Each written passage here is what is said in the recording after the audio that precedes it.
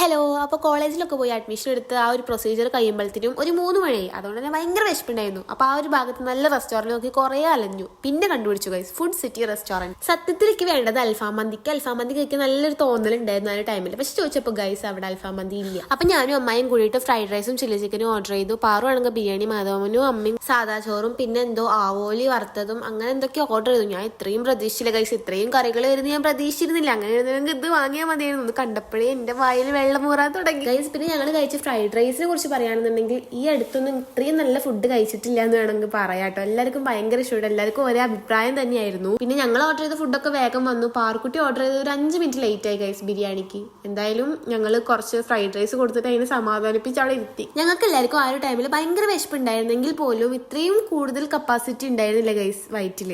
അപ്പോൾ ഒരു fried rice വാങ്ങി രണ്ടും ഷെയർ ചെയ്താൽ മതി എന്നൊക്കെ തോന്നി. എന്നിട്ട് എങ്ങനെയൊക്കെ കഴിച്ചു ഗൈസ്. മതിയാക്കാൻ പറ്റൂലല്ലോ. പിന്നെ പാറ് കുറച്ച് മതിയാക്കി ഞങ്ങൾ പാർസലാക്കി. പിന്നെ റെസ്റ്റോറൻറ്റ് എന്തായാലും കൊള്ളാം, ഫുഡൊക്കെ നല്ല ടേസ്റ്റ് ആയിരുന്നു. പിന്നെ പറയുകയാണെന്നുണ്ടെങ്കിൽ കുറച്ച് ലാഗായി. പിന്നെ എനിക്ക് വിശപ്പുള്ളതുകൊണ്ടാണോന്ന് അറിയില്ല, കുറെ അങ്ങനെ വെയിറ്റ് ചെയ്യാനുള്ള ഒരു കപ്പാസിറ്റി ഉണ്ടായിരുന്നില്ല. അപ്പൊ ഈ റെസ്റ്റോറൻറ്റ് വരുന്നത് ചങ്ങരംകുളത്താണ്. എക്സാക്ട് ലൊക്കേഷൻ ഒന്നും എനിക്കറിയില്ല, കാരണം ഞാൻ ഈ റൂട്ട് അങ്ങനെ വരാറില്ല.